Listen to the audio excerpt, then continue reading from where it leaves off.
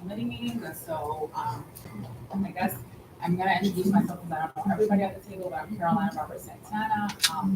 Professionally, I'm the director of pediatric research administration at Women and Infants at Women and Infants here in New England, and I'm a mom of two. One of my sons goes to a Providence school, sort of, times two academy as Providence school teachers. And then my other son goes to the Hope Academy. He's here with us today. And I am the chairperson of this committee now, so exciting. All right, I'll have you introduce yourself. Good afternoon. My name is Tony Aiken. I am also a regular board member. I'm happy to be appointed on this policy advisory committee as well. I am a business manager, a financial manager, and a property manager, respectively, in my professional endeavors. And personally, I'm a resident, longtime resident of Providence, Rhode Island. I have a business here as well, and just really happy to be a part of this committee and hoping to serve in any capacity that the chairwoman sees fit. Thank you. All right, so we're gonna move on to the approval of the agenda. Do I hear a motion to approve? So moved. I second, so motion has, the agenda is approved. Approval, in the consent agenda, approval of the minutes from June 28th. Approved. All right, I second that, so that has been approved. Now we're gonna go to the next item, which is policy and planning, and we're gonna start with the bullying and harassment policy. So good afternoon, everyone. My name is Dr. Nicole Ollier. I'm the Chief Executive for Providence Public Schools. Also a proud mom of 3 graduates of Providence Public Schools, former teacher, former administrator, current school administrator, and happy to serve in this position. We've been working on several policies. This is the second one we're doing before you for first read. I'm going to turn it over to Dr. Diaz, who is our Title IX officer and EDO coordinator, and she's going to take you through the process and give you some highlights of this update to the policy. Thank you, Nicole. As Dr. Oni mentioned, my name is Gadian or Dr. Diaz, whatever works for folks. So what we have done here, I shared with you all at the beginning of the meeting that on the left-hand side is the previous policy, and on the right-hand side is the policy that we have drafted. And I want to thank Andrea, who helped in putting this together as well. And gave a lot of feedback, and we sat down in the Google Doc for a long time, so I really appreciate her help in that. So a couple of things that we did. This bullying and harassment policy, I believe, is from like 2012, so it's pretty outdated. So the first thing we did was align it to the new template that has all of the like general beliefs, purpose, and scope. The other thing that we didn't add a lot of new content, but really what we did is restructure the content that was within the old policy, and then align it to other policies. So as Dr. Oni mentioned, in my role, I oversee our Title IX policies and our EEO and affirmative action policies. And so there was a lot of overlap within this policy that really should be in those policies, which is already in there. Right, so we took out some of the sexual misconduct pieces because that really should be overseen by our Title IX policy, which we'll be revising next. OCR is releasing new federal regulations on those at the end of the year, so we'll be revising that next. So we created some alignment, added additional definitions, and then again just provided some structure. So everything that's highlighted in yellow is what is new language, and then provided structure for what was already existing in there. So happy to answer any questions that you all may have, but I wanted to give that context. This is the first time I've seen it. Oh, okay, no worries. If you want to take a minute to just quickly like skim or whatever, that's fine too. Actually, in the definitions category, the aggressor is highlighted as a new language. Could you help us define how is an aggressor identified? Yeah, absolutely. So the reason I added that one is because there's language within the policy that talks about the victim versus and the aggressor, but we didn't define who those people were. So anyone who is allegedly engaging in any type of bullying or harassment would be considered the aggressor. When we're looking at our other our Title IX policy, federal law requires that we call them the respondent, right, or the person who's alleged to have committed that behavior. But for the sake of keeping this consistent, that's the language we chose.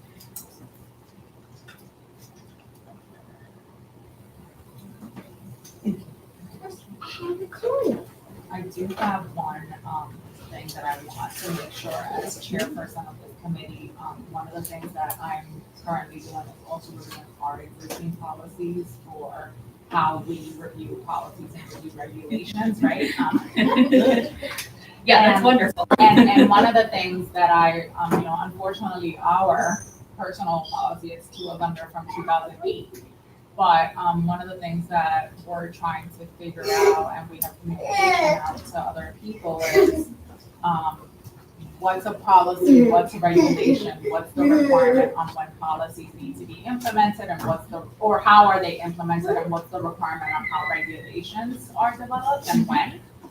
So I do always appreciate, you had this in the equity policy too, the superintendent or the designated will develop administrative regulations to implement the bullying and harassment policy. One thing that hasn't been completely identified, but I want you to prepare for, is that our policy states that this needs to happen 2 meetings after the policy has been approved. Those are already like pretty much in the book. Awesome. Like I already have them ready to go. I just want, and they will be adapted based on any feedback that we receive from you all for the policy. But I've already adapted those, and even within here, just per state law, we do have to provide some structure of how bullying and harassment is going to be addressed. So you'll see in here that there's some structure, how to report, who the report goes to, and then of course, what was the last thing I was saying? Any consequences that may come of it. So all of that is supposed to be within the policy. It's again very loose, and then it's a little more structured in the regulations that have already been drafted with templates and all sorts of fun stuff. So one of the things that I do have a question about, and you sort of talked about it being loose here and a little bit more structured in the regulation. And one of the things that always concerns me is that I understand that there's this desire to give the schools, as much liberty as possible in implementing the things that they need to implement depending on their culture. But some of these overarching regulations need to have a little bit more structure. So that's something that I'm going to be looking for, because we hear the old time tale, right? You go into one school and it's one thing, and you go into another school and it's another thing. And that's confusing for parents, for children, for everyone as a community. And that's why we're not accountable to each other. Absolutely, yeah. And these have step-by-step guides of what happens when you receive a report, who needs to investigate it, where does that report go to? All of that is included in those regulations. It's very clear. And I think that's super important because we need to be holding our students accountable consistently throughout the district. The other question I have, in terms of the district-wide Title IX and EEO officer, is that one and the same, or are they two different? That's me. Yep. So that's why it's a slash. That's awesome. Yep. Very good. But it says and. Because it says Yeah. and it seems like That's the there's separation. title, but if you want me to slash it, I can do that if that's a little bit easier. But it's one person. If that language is confusing, I'm happy to just do a slash. I try to put it all together. Do you ever anticipate it being 2 positions? It'd be nice eventually. And or. Yeah. How about an and or, that way you. Yeah, that's why I'm like, the slash is too like definitive. Yeah. I feel like. Yeah, we can do that. And or. I agree. That's thinking. Absolutely. I'm always anticipating more positions. Finances are like we were. No. Oh, I work in research administration, so I know.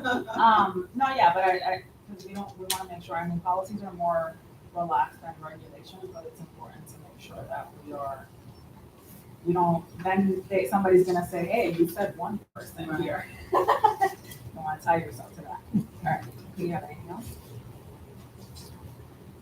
In terms of the cyberbullying, and I know that was probably on the original 2012 harassment policy. Cyberbullying has taken on a more serious, social media expanding, and serious implications. How is it just the cyberbullying while they're in the school? Is it, is it outside the school? That's a great How question. expansive is that? Yep, so you can see jurisdiction is under, purpose and scope at the bottom, you see what we define as our jurisdiction. So our jurisdiction is really within school building, right? So if they're using our internet, or if they're within our school building. If they're home, it is a little bit more complicated. We could potentially still have jurisdiction depending on the content of what's being discussed, because it may have started in school, but then transferred over to the home. So that's a tricky one. It's complicated. It really just depends on the content. Where has it started? But in this, we kind of define what it means to travel to and from school. So if you're at a bus stop, we have jurisdiction, right? At the school, any sponsored event. So, but that's a great question. With the cyberbullying, it is a little bit tricky. And so that's where we would be able to, in those regulations, support schools in that as well, right? Like getting into a little bit more of that. Where did it start? How's, that's what an investigation would do. Understood. Thank you. Yeah, absolutely. In the similar sense, is there any future goal to like train students themselves on what cyberbullying is? Absolutely, and you see that within the regulations as well. We can get some napkins. Thanks. Don't okay. Good. It's okay. You're fine. It's okay. Yes, it's fine. Just water. Ew. I'm sorry. It's okay, baby. It's all right. Just water. Come on now. I don't want the water. I promise. It's okay, baby. It's all right. You didn't do anything bad, okay? Just an accident. But you can't put it in your computer and phones That's right. Or on your back. and also It's our technology. either. He knows. Yeah. Okay, green is gone again. Let's find the question. All right, that's a meeting. Mommy, I'm sorry. Can you green repeat the gone. question? I remember what I was saying. And then I Yes, forgot. it is about training. students Training, yes, themselves. thank you. That is also within the policy, that staff and students, be trained. That is something that can be a little bit more specific to the culture and community of the school, right? Because every school and community is gonna see that differently. So those trainings and that preventative piece is also part of the state law. So you can see that in there as well. Thank you, Gina. It's lovely. Green, where are you? Okay, I see students telling me. So there are some examples in here of what schools can do. Yes, sorry, Peter. Yes. Oh, wait. There's examples in there of what schools can do. But yeah, that's within there as well. And in the regulations, we would expand that further, so there would be very clear examples, steps, also places where they can get support and help, not just from our office, but resources outside in the community as well. And like best times to do those, right? Beginning of school year, maybe if there's an incident, and using some of those restorative practices as well to think through those things. I'm gonna see green first. One of the questions I have is, just regarding that, as you think through things, I know that kids are gonna be kids sometimes, and, what if if there's something that, child, an event or a situation, and if a child, says I'm sorry to another student, sometimes a little bit of humbleness or a little bit of compassion, has that, do you think those would be like defined in those steps that you're referring to? Absolutely, and it's even defined in the consequences here as well, right? Based on what can happen, it could just be a mediated conversation, right? Oftentimes, that's one of the things I think we miss a lot in disciplinary measures is like, sometimes students are sorry, right? They didn't mean to do it, and they're ready to take accountability for their actions. And so that is absolutely something that can be included as a measure for folks to address any type of bullying or harassment. Changing the behavior and mindset, suspension is going to do that. But a restorative conversation, mediation, additional training, as a principal, you don't know how many times when students, I meant to send it to one person, all of a sudden it went to 50 people, right? The intent wasn't to cause problems or to harm, but all of a sudden it blew legs, right? And so it's a good opportunity to teach students about the responsibility of technology, the responsibility of personal space, and then also to give them together in the room to say, I'm really sorry that this happened, I didn't. And then for the students to say how they were impacted. So this is something we trained a lot of school personnel around restorative practices. I know when I was in school, we trained all staff around this, not just between students, so sometimes it's also great to do that between students and adults. And then you change behavior, you change mindset, and then you have a lasting change as opposed to just removing the student from the school and then they return with no conversation. So really they haven't really learned anything. And then sometimes it ends up repeating itself. Thank you. Yeah, something that I always advocate for is, as you can see, I'm a parent of a child, who's autistic, and one of the things that helped us was what he was learning at ABA was being shared at school, was being shared at home. And so him having all three places, that if he did something, if we raised our finger, that meant one, like, and he knew to stop, that shared communication across the three networks helped him understand what was expected of him as a human, right? And so, so my advocacy is always going to be, let's integrate parent training as much as possible, so that if these, once this becomes regulation and actually implemented at a school, that they get this list of, like, what are the consequences of if my child does X, because sometimes, parents, they're working, they're very busy, they don't know their child is doing something, they don't even know that that's something, that could affect, they don't know what's happening at the school, they don't know how to support this child, and now this child is like scared everywhere and can't even be supported appropriately. So that's my big plea, always including parents however we can, in those trainings. I hear about that more and more, how even the authorities and teachers and administrators saying parents need to be more involved in that as well. And they often want to be, right? Yeah, they often want to be, and we don't always engage them in the ways that we need to. So, yeah, and I think that's also an example in here as well for schools to get parents involved and do trainings with them as well, so that they understand how their students are being held accountable. I don't. All right, so the next step is for you and I to vote if we want to bring this to the board in 2 weeks for the first reading. So my motion needs to be suggested, and it's usually has to come from the other person that's on the chair. Yes, I would. I'm not saying that you have to put a motion in. I'm just saying that's the process. To carry this forward to the board for adopting into the staff bullying and harassment policy of the Providence schools. I second that motion to bring it to the board. Any comments, last comments, or anything? Very well done, and I like the idea of the expansion on the training and the timing, and highlighting more in detail those step-by-step procedures. Absolutely. And we're happy to bring that to you all as well, so that you can have those copies. I appreciate that. Thank you. Perfect. Congratulations. Thank you. Thank you to the board. Thank you. So moved.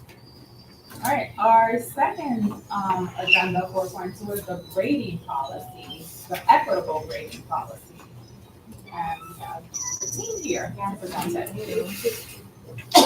Good evening, board members. My name is Colleen Van Brunt. I'm the Executive Director of Teaching and Learning. And with me tonight is colleagues that have been working on the policy with me. Go for it. Craig Kriller, I'm the Chief of School Improvement and Innovation, and I oversee data and assessment. I work hard with Colleen and Gina on the grading policy this summer. Hi, Gina Sylvia, Director of School Counseling for all the counselors in the district K through 12. I'm part of the team as well. So we are very excited to be with you tonight to bring the first draft for official review of the grading policy. So I have a few just high-level notes to go over to review. There's a lot in here, and then either we switch over to questions and all those things. So as you know, school districts across the nation have been shifting towards equitable grading policies, practices, and Providence is no different. We're working towards that as well, which is what stemmed the start of revising this policy. So in doing this, obviously a lot of our work has gone into research around what is happening across the country, what are other districts like ours implementing and looking at when they're making these decisions. And what really stood out for us was this overarching theme that traditional grading practices are perpetuating our achievement and opportunity gaps, which we know is an issue in our district that we are trying to combat, and that shifting towards these equitable grading practices promote bias-free objective assessment of academic mastery, that's a mouthful, transparency between schools, teachers, families, students, a growth mindset around grading and just learning, a focus on learning, and just student agency, students having the knowledge they need to advocate for themselves and what they need in their learning. And so another piece of this was looking at Dr. Onye's, the new equity policy, and making sure we're in alignment with that. And it's interesting, a lot of the same consistent themes emerge. So some of those are eliminating barriers that are perpetuating our disparities. That comes into play with this policy when we think about consistent opportunities and experiences for our students in every school, creating systems and structures that support the diversity of our learners. So having consistent grading systems in every classroom, and then again, honoring student, family, community agency, so feedback through all levels to aid student support. So, you know, when thinking about this work, it's easy to think grades are just about grades in a class, right? How do I do in a class? But it's bigger than that, thinking about the criteria that comes out of this and the decisions that are affected beyond just graduation and passing a class, but also thinking about eligibility for advanced course opportunities, scholarships, eligibility for athletics. So it goes beyond, you know, it has a lot of implications. And so with that, we really appreciate Carolina, you sent in some comments and questions ahead of time, so thank you for doing that. So I wanted to take a moment to address some of those on the front side. One of them was, what was our process? How did we get to this revised policy? So as you know, as part of the TAP metrics, and I've shared this at some other board meetings, teaching and learning and data and stuff, that we're really hard around engaging our communities in general around all of our work. And we're always working to expand that beyond just this building and principles. And so with that, this time, actually last fall, this began with the prior chief academic officer. And so through that process, there have been approximately 24 meetings since last year. That's okay. That's a good question. We should have told them. I'm so sorry. No, don't be sorry. It's totally fine. So across those 24 meetings, lots of different parties played in that. So PTU was there, administrators, teachers, central office staff. Dr. Onyang has been a key part of this. And so, as you know, like going through the rest of this process, there's other groups now that school's back in session that we're still going to work to bring after revisions back to. So that was one question. Another question I noticed was, what's different in this policy from the original one? So we gave you both, and clearly the length is different. That's one difference. I do want to highlight, you are pointing out some really strong things. So first of all, there are a few things that have remained from the original, and those are grades should reflect progress towards course standards. They should not reflect behaviors, so attendance, effort, those kinds of pieces. That is, do you need a, I don't think she got. I This don't is have the the original. original. the short front to back is the original. Oh, whoops. This is the original. Yes. One, We have there's the original. Nope. Here's another one of the new one. This is the new one. This is the new, okay. Yeah. Thank you. Sure. So grades reflecting academics, not behaviors. Another piece that is remaining the same is that the minimum score on an assignment or in a course would be a 50. I'll get into a little bit more about that in a moment. And that report cards and progress reports will still be recorded digitally on a quarterly basis. Progress reports happening mid-quarter, K-12. So those things remain constants. There are three major components that are new and are different. So one of those is students having multiple opportunities to show progress towards standards and content. So we are clearly outlining that is our expectation, that all students get afforded that opportunity. They always have the ability to show progress. Another one is grades and scores being reported weekly throughout each quarter. So that previously across the district in some classrooms, grades are not, or scores on assignments throughout the quarter are not posted till close to report card time or progress report time. So in order to meet some of those goals about transparency and communication with agency, we have to report on grades and scores throughout the quarter.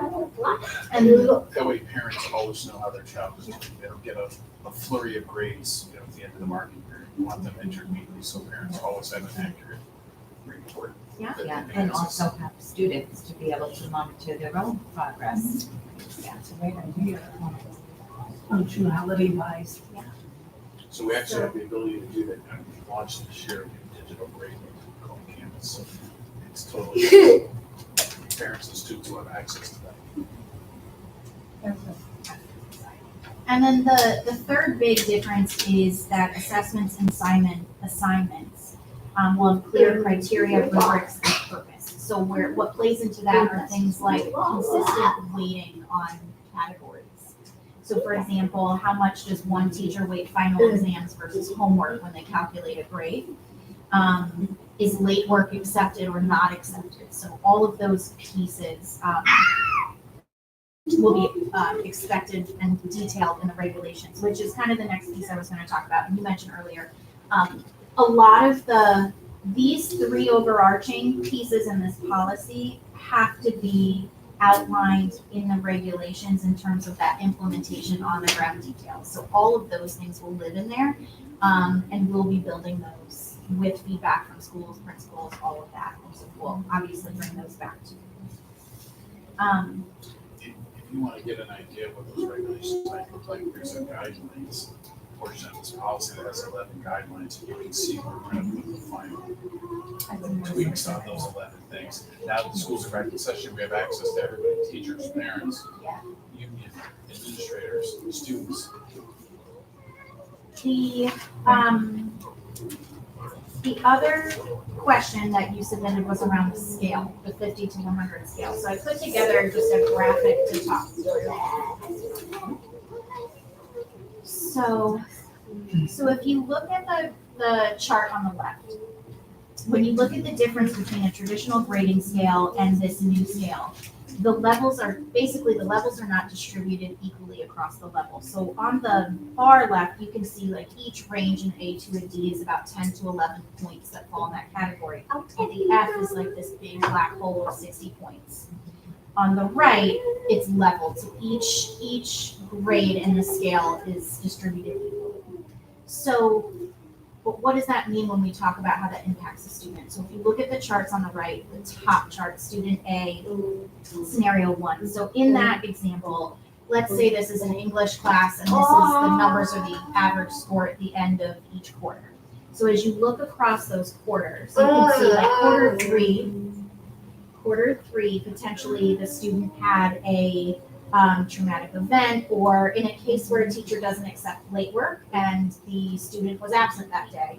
So now in that quarter, they earned a 28. So when we calculate those grades, even though that student did C-level work, almost higher D-level work, they would fail the course. We would be in credit recovery at that point for that student. If we implement to the scale where a 50 comes into play in quarter 3, what that does, it allows the student to still pass. So when we think about the big picture here is that every student, like we're prioritizing and rewarding their resiliency and their grit and their ability to push to keep learning. A lot of what happens now is a student gets even a 0 in a quarter or something happens and they cannot recover. And so if we're in February and I know I've done the math and I can't recover my grade, why would I try? So this is in an effort to open those opportunities and those doors for them. And so thinking about all of these things big picture, there's another layer to this, which is, as we do more research, is really interesting. When we think about all teachers, every teacher has the ability to give a 50 or higher, right, in this new policy. But when we think about how students earn that 50 or higher, the experience is different from classroom to classroom. So some examples of that. So a teacher might weight a final exam of a student's grade at 90%, and a different teacher in a different school may weight it at 40%. Some teachers may accept late work while others might not. Some teachers may enter a grade once a month, and some may do 5 grades a week. And so an A at one school may not mean the same thing as an A at another school. That's where the details and the regulations are going to come in, because ultimately, we want the grading for students and families deserve to be able to count on consistent expectations no matter what room they walk into, no matter what school they're walking into. It should be the same experience. We have students that switch schools for different reasons, and they deserve to know what to expect, be able to advocate for themselves, and really to have every opportunity to succeed. So with that, that's my spiel. I'm going to pause and go ahead, Craig. I just want to say one thing. I'm relatively new to Providence. This is week number 10 for me. Many times I sat in this room completely full, and the overwhelming feeling of the committee was giving every student every opportunity, every day to succeed. And that's the goal, really, intent of the new grading policy. Is trying to put words and life and flesh to what we're already doing, which is helping students every day. The emphasis on this policy is on success, not failure. The only difference between the two students in the example coming was one had a bad marking period and one received the minimum grade. A minimum grade of 50, you might think is a gift, but it's still an F, but it gives the opportunity to succeed. Whereas a 28 does not. Right. I have a gazillion questions. Do you want to go first? First of all, I'm very impressed with this grading scale, and I believe that in an effort to have an equitable grading practice, this is a good start. I think that, as I explained to Chairwoman, as well as the other member of the subcommittee, this is more complex. And I know there's been many meetings and much footwork done to get to this interval. But I do think, I do feel that setting the standards, at this level, helps with the formative assessments. And I do think that even still, I've been looking at other districts and their grading policies, and I think that a 65, in my opinion, should be a passing grade. Other districts are doing that. It shows, it's not exemplary, but it shows a level of competency.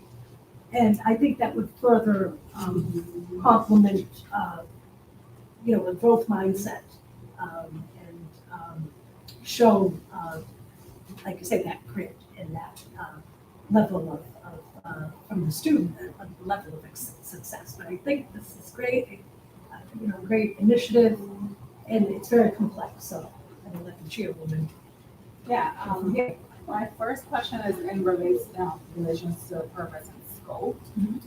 It says diverse learners pre-K to 12, so is the equitable grading policy applicable to all grades? Yes. Okay, because right now Providence elementary is 1 to 4, right? It is So that's there. gonna change? So we are looking at, part of our conversations with the union is about updating the elementary report card so that we can move towards this place of, like Craig was saying, of just the Canvas and being able to have consistent grading and have our technical systems support teachers in that process. So we are working on that with the union right now. You mentioned, in the guidelines, one of the three things is that we do reporting. I see reported and available on a quarterly basis. Do we wanna say reported weekly? Which Or is it number? it's number, wow, I just So had 7, standards aligned assignments will be reported weekly. the assignments, but not the grades. So Okay. as go ahead, the way Canvas works. Yeah, so the digital, by teachers putting their grades on a weekly basis rather than waiting at the end of the marking period, the digital gradebook that they have access to will constantly be updated. It'll always be Grade live will and populate and be updated. live all the You'll time. always know the Based exact on the grade. assignments. Yes. It'll be The updated, assignments are digital? yes. Most of the assignments are digital? They have Some they are- have, it's a combo dependent on the course. Everything is accessible digitally, but teachers have the ability to do paper-based assignments, projects, and then enter those scores into their grade book. And that, the grade book is what constantly populates the course grade at that moment in time. And then quarterly is when that grade gets reported on their official report card in Skyward. So I would feel more comfortable if it said something around standard line assignment grading will be reported weekly. Okay. Because this gives me the perspective that the assignment, like, I didn't understand it like that. I didn't understand. Like, I thought that this was, that parents and students would know what the assignment was, right? And not necessarily that it was gonna be graded. So like the score on the assignment. Yeah, Is that what yeah. you're saying? Okay. Got it. Good point. And then, so now let's go to the 0 to 50. Okay. I mean, 50 to 100. So I guess one thing yes, for sorry. me, yeah, 50 to 100. I think, so in the communications that I sent out, I love this, I love the graphic, and like, Tony, like, amazing work. I know this is hard, I know this is complex, I know that getting it across the board, which is the one thing that I'm super, like, wanna be a advocate of, is I know things can't be perfect, and I know people are going to try to skip some steps, right? But if we can get it to that point where it is universal, it would be amazing for our families, for our kids, for everything. But in terms of the word equitable, which is what I struggled with, I don't see numbers as being equitable. Like, I feel like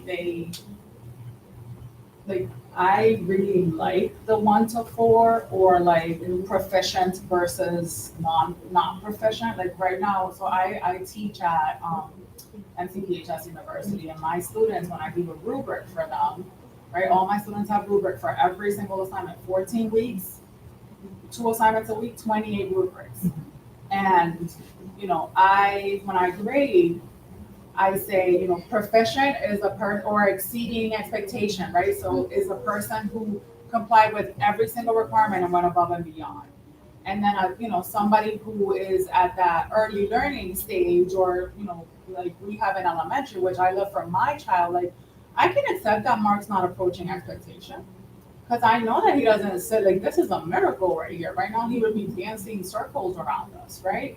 And so approaching expectation makes more sense to me than a 50, right? As a parent with a child with special needs, approaching expectations sounds more equitable than 60, right? I don't understand 60, and like, what does that tell me? Like, so even if we kept the 60, but we said 60 to 69 means that the child, had 10 opportunities to complete the assignment, but only did it 5 times. Or 60 to 69 means that, this child,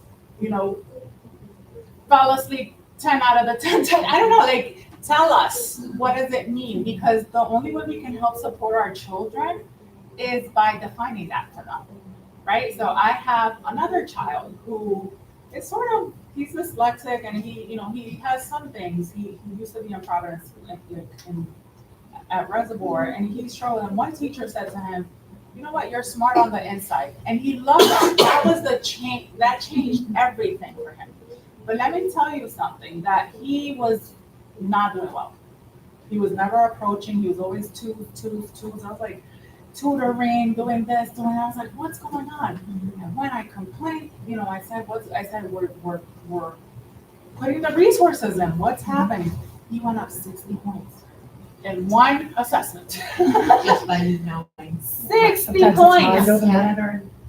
He just needed that Positive little affirmations. extra push, right? Because he knew what was expected from him. So for some of our kids, especially our literal Gen Alphas, they don't get this. Like, they need to be told. What is it? Like, I'll finish with this because I get passionate. But my son thinks that an optional assignment is optional, right? In my time, optional meant do it because you're gonna get a 130. But in these kids, so they never go for exceeding because it needs to be defined as is. It's like if you go above and beyond, if you do 10 out of the 10 assignments, but if you tell them a 50 is good or a 65 is good, that's all they're gonna strive for.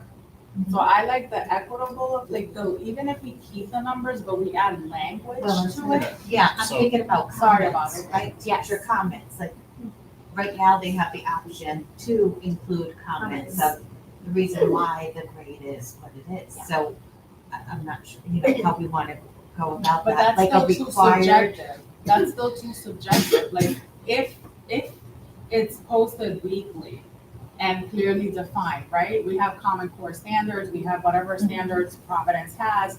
If a child is supposed to be reading at level M today in, month 4 of age 5, I'm making all this up, by the way. And he's at level L, he's not there, right? He's approaching expectation. He's not failing, but he's approaching the expectation. Our goal is to get him to that. And those are the opportunities that you guys are talking about, right? Yes, But I think I'm sorry, I didn't interrupt. I think there's a few opportunities for that.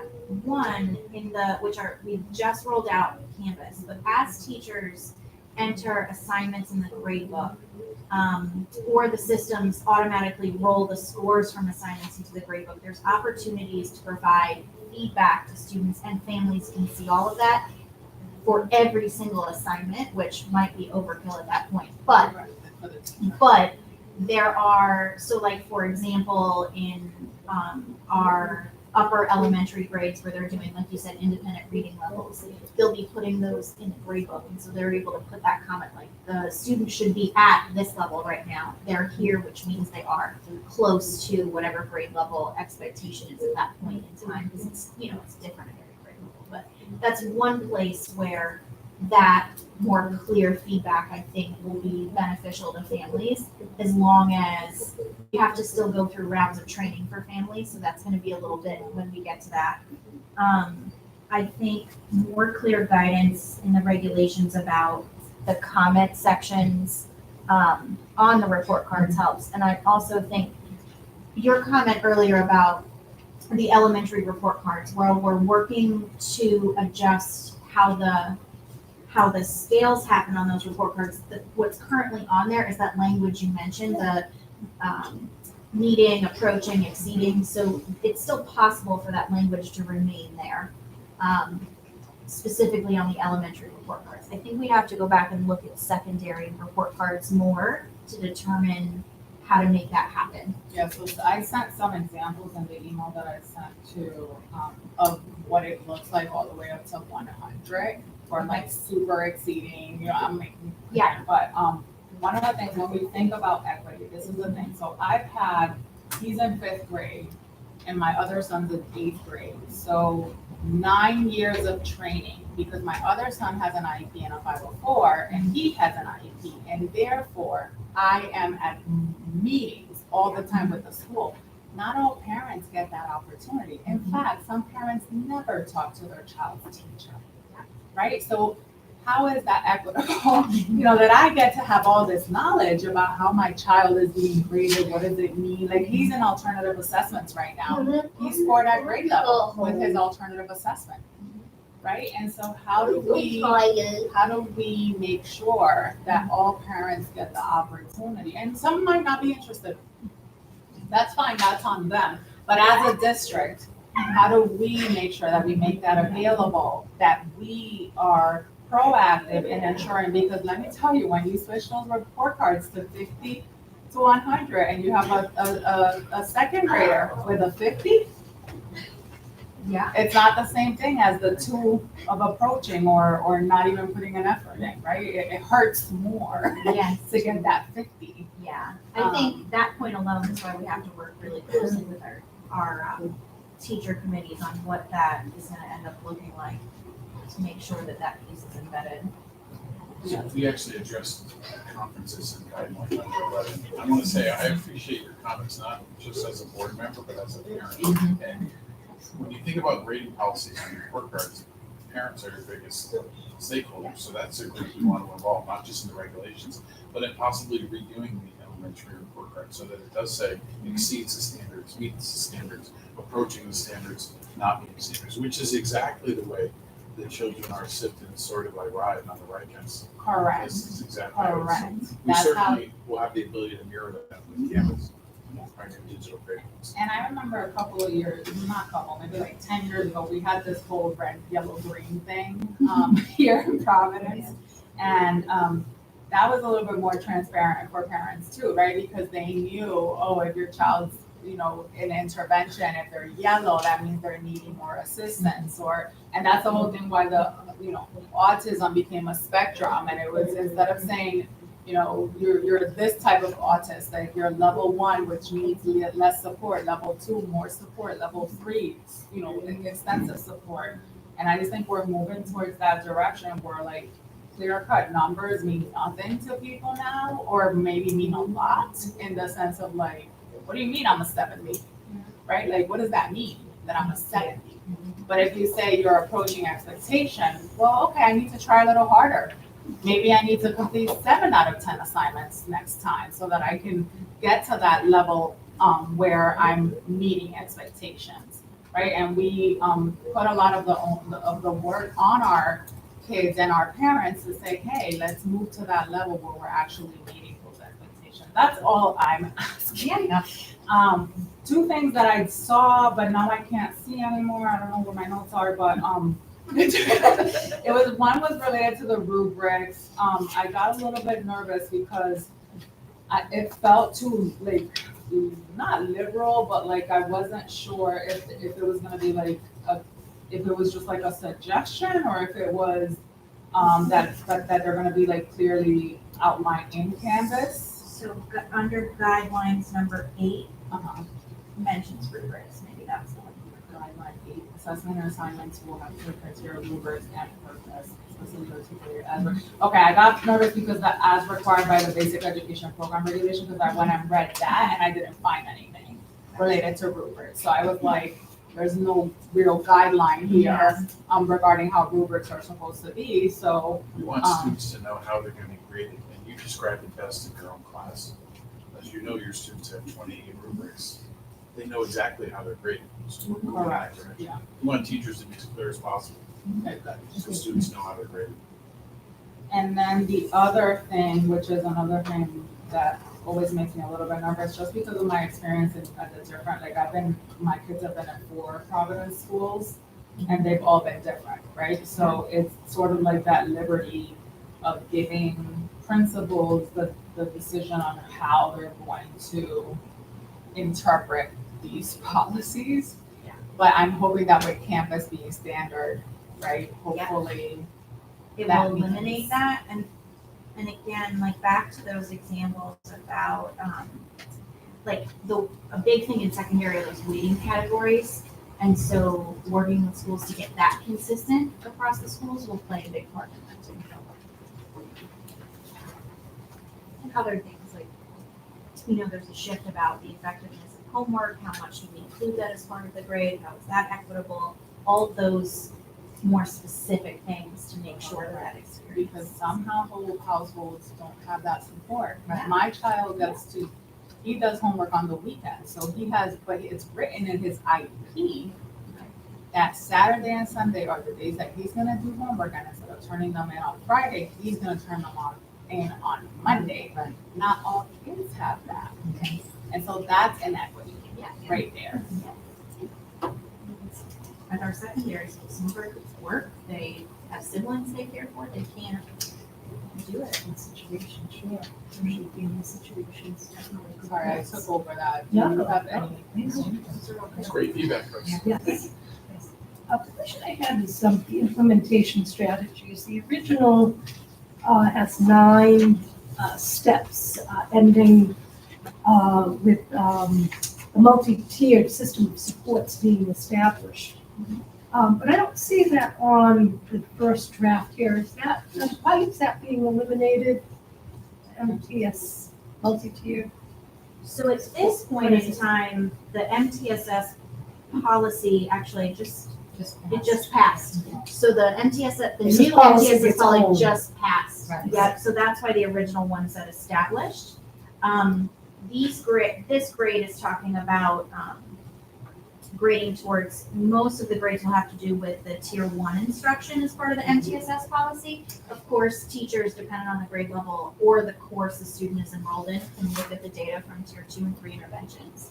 But typically we grade based on their tier 1 performance. And then the appeals process on the original, I don't see is that embedded here somewhere, or is there no longer an appeals process with this new grading system?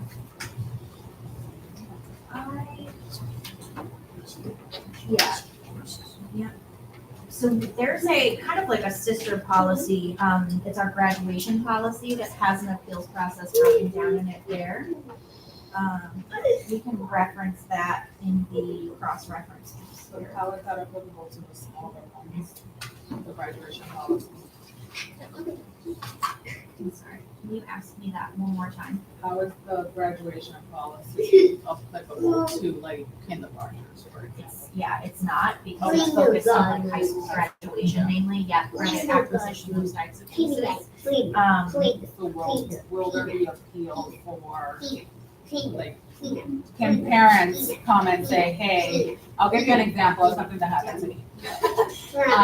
My other child got a 2 in math.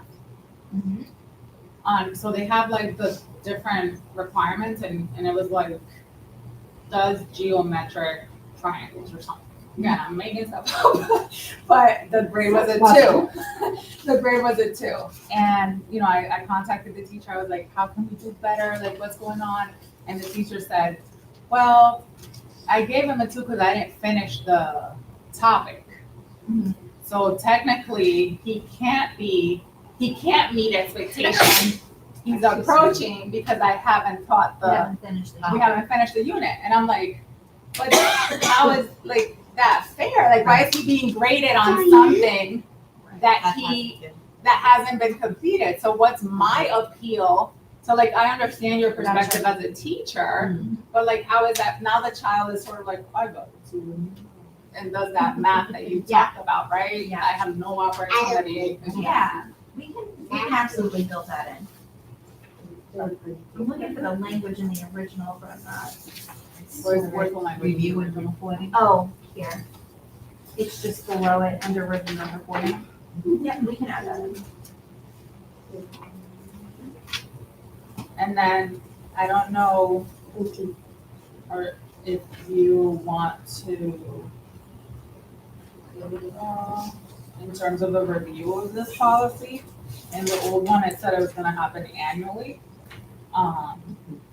Is there a reason why that was? No, there's not a specific reason for that. Okay. We can do an annual. Did you feel like that timeline made sense?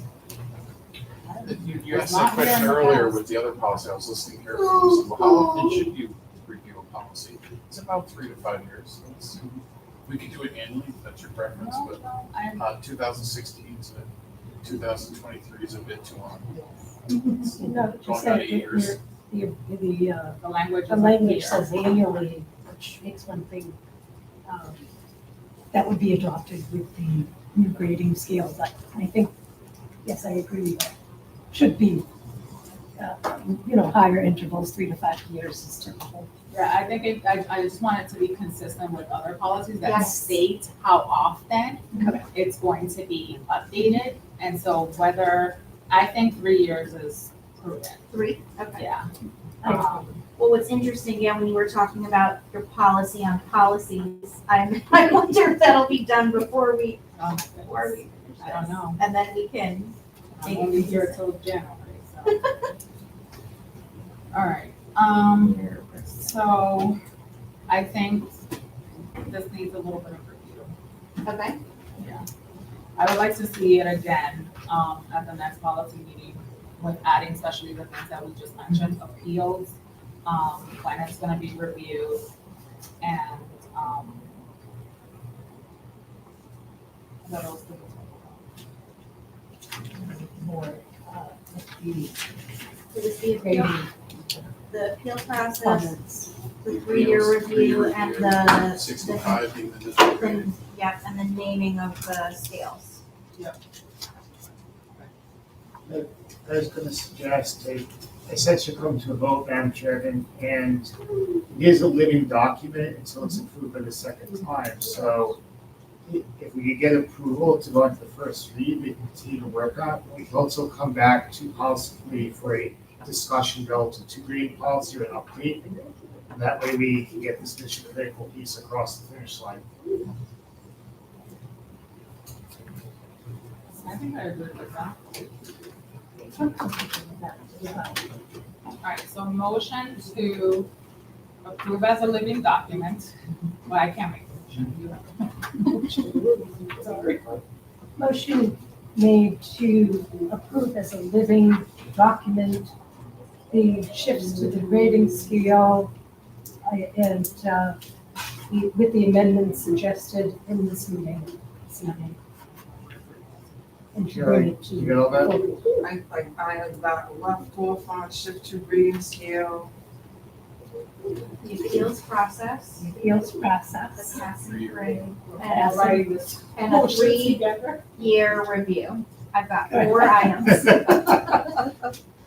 Oh, yeah, but we can definitely come back next month and do an update on where we are, and then, we'll go for the first read 2 weeks and come back for the second read, we'll have it here again to discuss too. I thank you for your cooperation and flexibility. So I second the motion. Any other comments? Not at this time. All right, so the motion moves. Okay, so we will see those updates. We're gonna have the first read at the next board meeting and then, see those updates for the highest policy. Thank you so much. Thank you. I gotta run, I get TV, so, All right, so, Motion to adjourn the meeting. I second the motion. So, All right. Thank you, everyone. Thank you for your time. thank you. Thank you very much. Thank you. Mommy, I just ate lunch. You just ate your lunch. That was dinner, buddy. No, I just. These t-shirts are Oh, good. no. My bad. I just ate my dinner. What did I tell you? That you couldn't say no more? Good to see you. I ate my dinner. Bye-bye, sweetie. I don't want to. Yeah. You just said you wanted to That go was home. Yeah? But, I mean, let's stay here forever. Good night. Thank you. Actually, I don't know.